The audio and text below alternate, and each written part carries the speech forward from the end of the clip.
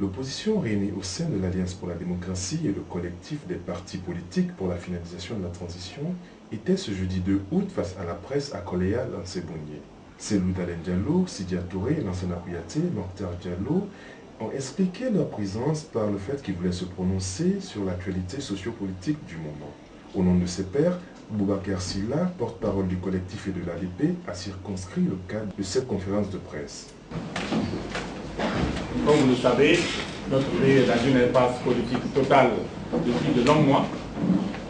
Et toutes les initiatives qui sont prises par la société civile, parfois par la communauté internationale et par d'autres, pour débloquer cette situation politique, se sont heurtées à l'intransigeance du pouvoir qui ne veut faire aucune concession dans le sens de la satisfaction des revendications de l'ADP et du collectif.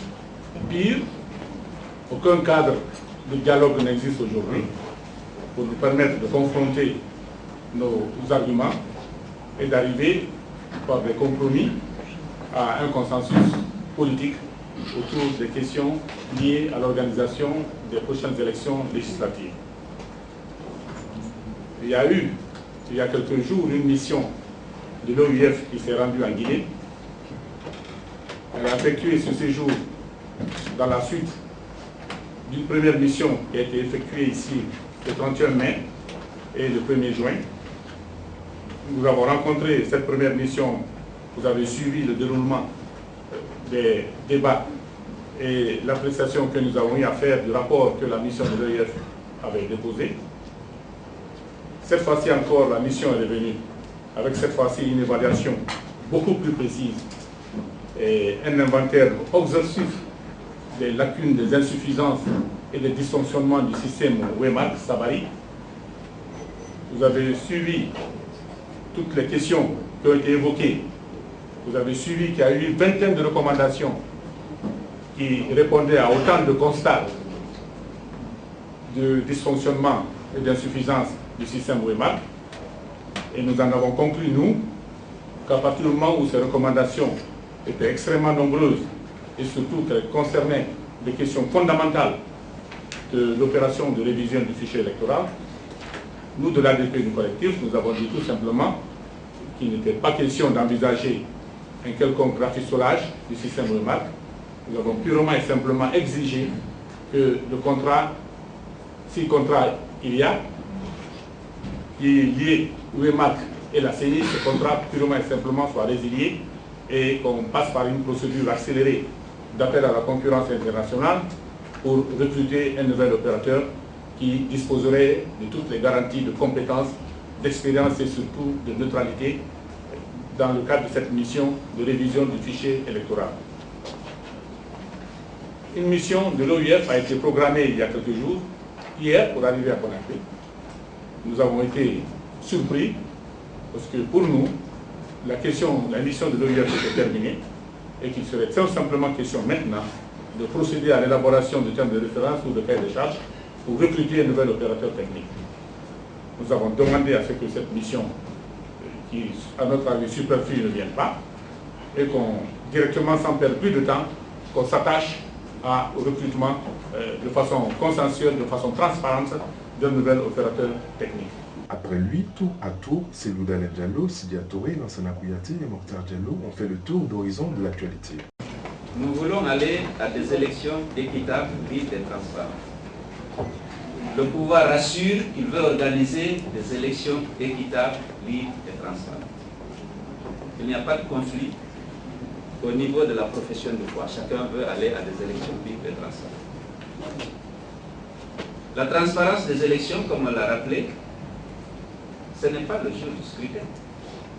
C'est durant tout le processus de préparation des élections qu'on doit faire en sorte que tous les acteurs soient rassurés quant à la neutralité de l'organisme chargé d'organiser les élections, quant à la neutralité et la compétence des opérateurs privés qui interviennent pour appuyer la CENI dans l'organisation de ces élections. Nous sommes dans une république. Nous avons des lois. Vous savez bien que pour l'élection présidentielle, qu'un cabinet qui s'appelle la SAGEM a été recruté sur la base d'un appel d'offres et d'un cahier de charges suffisamment rigoureux, parce qu'on estime que la mission à mener est une mission complexe qui requiert non seulement de la compétence et de l'expérience, mais également de la moralité. Parce que le fichier est un enjeu électoral majeur. Celui qui doit gérer le fichier doit bénéficier d'une crédibilité suffisante auprès des acteurs politiques. C'est pourquoi, à l'époque, non seulement il y a eu l'appel d'offres, le dépouillement a désigné la SAGEM, mais même pour la gestion de fichiers, on a évité que le fichier ne tombe dans des mains qui ne sont pas fiables. Vous savez, la gestion du fichier, il y avait des clés d'accès et toute une série de dispositions qui avaient été prises pour ça. Aujourd'hui, on nous a pas dit pourquoi. On dit qu'on ne veut pas de la SAGEM, mais on ne veut même pas des instruments utilisés par la SAGEM, les équipements, les kits, qui appartiennent à la Guinée et qui ont été achetés sur financement de l'Union européenne et qui sont là, qui ont été testés dans tous les laboratoires. C'est une technologie de pointe utilisée par le FBI pour la biométrie. Les kits sont là, ça appartient à la Guinée. M. Alpha Condé a dit qu'il ne veut pas de la SAGEM, qu'il ne veut pas de ces équipements. Peut-être qu'il a des raisons, mais il ne les a pas déclinés, personne ne sait pourquoi. Mais il décide d'aller choisir une autre société, sans appel d'offres, sans cahier de charges, sans associer personne. Au moment où nous étions en train de revendiquer le dialogue pour qu'on se mette d'accord sur les choix essentiels dans la transparence, on nous a refusé le dialogue, vous étiez là. Au même moment, on procède à la sélection des sociétés. Sabari, dont tout le monde connaît le lien avec le RDC. On va chercher en Afrique du Sud une société qu'on amène, dont l'expérience n'est pas connue, dont la compétence n'est pas avérée. On dit que c'est celle-là qui va faire le recensement, la mise à jour du fichier, disons. Nous avons des raisons de douter. Nous n'avons aucune information sur ces sociétés au départ. On dit, mais les conditions de choix, compte tenu de l'enjeu du fichier électoral, ne nous rassurent pas. Le problème de Wemak est connu. Je voudrais ajouter à ce que le président de l'UFDG a dit tantôt, que l'argent qui a été payé pour la société SAGEM, la suite de l'appel d'offres qu'on a eu avant les élections présidentielles, a été financé par l'Union européenne. Donc ce n'était pas des fonds publics guinéens. Ce qui fait que ce n'est pas une dépense publique qu'on a prélevée sur nos propres recettes. Par contre, les 20 millions de dollars qui ont été dépensés par le gouvernement, c'est de l'argent public guinéen. Ça que je ne comprends pas. Vous ne pouvez pas me dire que vous avez une société comme la SAGEM, qui a été choisie sur la base d'un appel d'offres et qui constitue à peu près, je crois, 56% des marchés dans le monde, dans le secteur de la biométrie. Vous mettez ça de côté et vous dépensez de votre propre argent 20 millions de dollars pour aller choisir une société que personne ne connaît et sur aucune base. Donc je crois que ça, c'est un problème qui est tranché en soi. Si vous n'avez pas des problèmes, disons, des questions, des intentions cachées, je ne vois pas comment est-ce qu'on peut faire ça. Vous avez une moto neuve ou une voiture neuve qui est là, que tout le monde reconnaît que ça c'est une Mercedes et fonctionne très bien, et vous allez prendre un véhicule qu'on vient de commencer à fabriquer en Corée du Nord, et vous dites, bon voilà, moi je vais travailler avec ça. Tout le monde vient vous dire, non, cela ne peut pas aller jusqu'à Cancan, cela consomme trop de carburant, le moteur va caler, on vous donne toutes ces recommandations et vous dites, non, on va réparer, nous allons faire le rallye avec quand même. Ils ont soulevé un problème que, apparemment, l'avocat Silla avait abordé, lequel j'aimerais quand même dire deux mots, c'est le problème de Fouquier. Voilà un sujet dont il faut qu'on parle sérieusement. Les mines, c'est l'essentiel de l'économie de notre pays. Nous devrons avoir une politique minière dont l'objectif est justement la transformation des produits miniers chez nous, pour avoir de la valeur ajoutée, pour surtout créer de l'emploi. La première chose que cela a été fait ici, et je dirais même en Afrique de l'Ouest, même un peu plus, ça a été à Fria. Avant l'indépendance. L'usine a été terminée, je crois, en 1959. Et nous savons que cela fonctionne depuis cette période-là. Avec plus de 3000 employés, une ville s'est créée autour de cette usine. Ville qui n'existait pas. C'est Fria. C'est un village. Mais c'est également un cas sur lequel nous devons travailler pour faire en sorte que le processus que nous avons engagé dans le cadre de notre politique minière, nous puissions aboutir à des choses comme ça. Créer des usines qui nous transforment notre minerai sur place en alumine et peut-être dans une deuxième étape telle que c'était prévu pour Fria avec la construction du barrage de Concouré qui n'a pas été réalisée, la transformer en aluminium.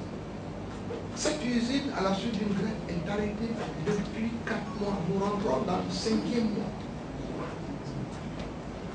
Mais comment on peut imaginer que le gouvernement de la République de Guinée puisse s'asseoir et regarder ce fleuron de notre industrie minière mourir de sa belle mort parce qu'il y a eu une grève?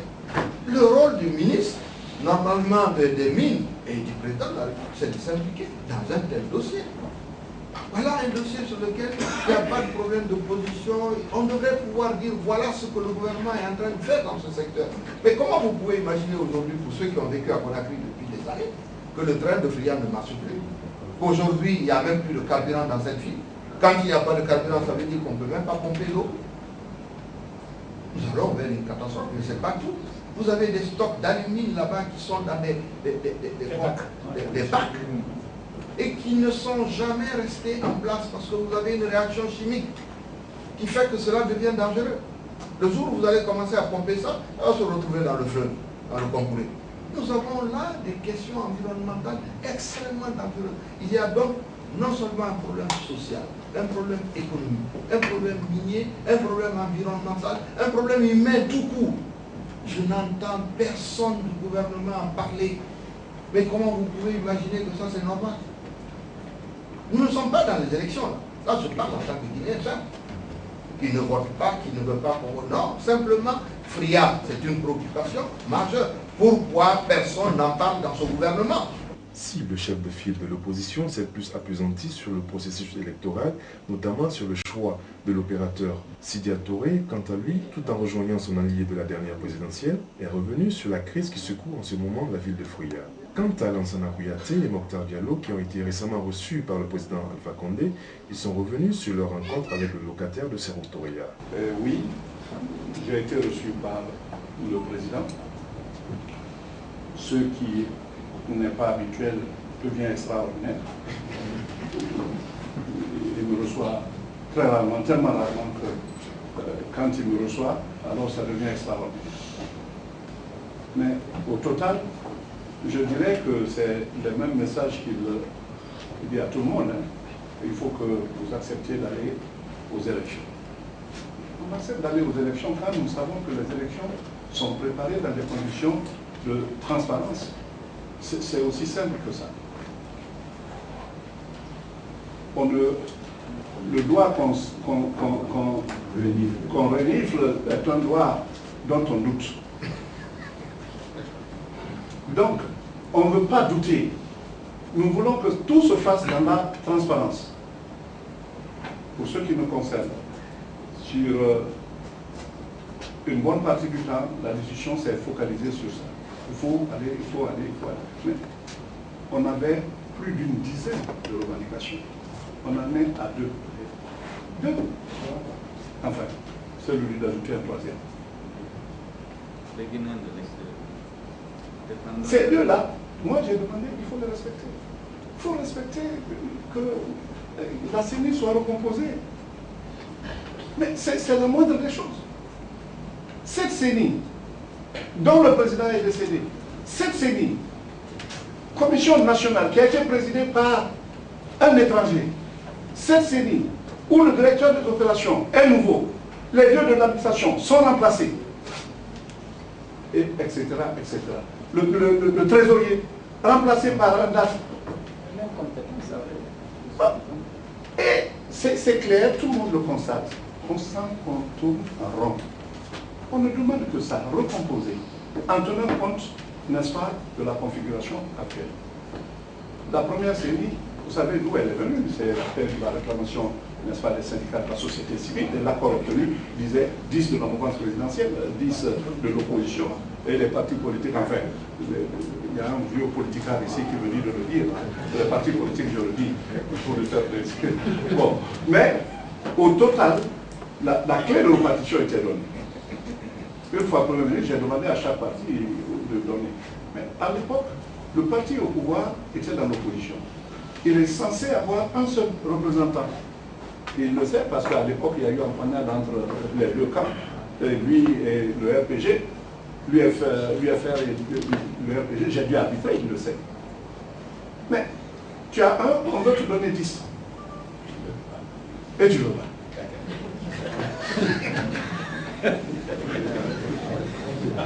C'est quand même compliqué, c'est très difficile à comprendre. Alors, quand il m'a reçu, ce sont des questions dont on a parlé. Par ailleurs, le président de l'ENFD s'est aussi focalisé sur le quotidien de ses compatriotes. Il n'y a rien de particulier. On était là pour reprendre, pour véhiculer le message de l'opposition. Et pour nous, bien entendu, l'impact de ces rencontres pourra être jugé dans les prochains jours. Si le chef de l'État change d'attitude et de comportement, s'il devient plus conciliant en accédant à nos revendications légitimes et pertinentes, eh bien, nous dirons que ces rencontres ont impacté positivement. Et si ce n'est pas le cas, nous comprendrons et donc que c'est une diversion, mais soyez sûrs que cela n'entamera en rien la cohésion qui existe au sein de l'opposition. Pour finir, je voudrais aborder la question de l'insécurité. Aujourd'hui, les Guinéens sont dans l'insécurité, comme vous le savez. Bien sûr, l'insécurité dans plusieurs domaines. Insécurité institutionnelle, nous n'avons pas aujourd'hui une Assemblée nationale, nous n'avons pas d'institutions fortes. Insécurité alimentaire, comme vous le savez, avec la faim, insécurité d'ordre sanitaire, insécurité juridique, insécurité physique, comme vous le savez actuellement. Chaque jour, on tue des Guinéens, que ce soit à Conakry ou à l'intérieur du pays. Et cela constitue un sérieux problème. Les Guinéens sont à tout moment tués. Pas seulement que les Guinéens, tous ceux qui vivent en Guinée sont victimes aujourd'hui de l'insécurité. Nous ne comprenons pas pourquoi le gouvernement ne prendrait pas ce problème au sérieux. Dans nos prochaines éditions, nous vous proposerons quelques moments forts de cette conférence de presse.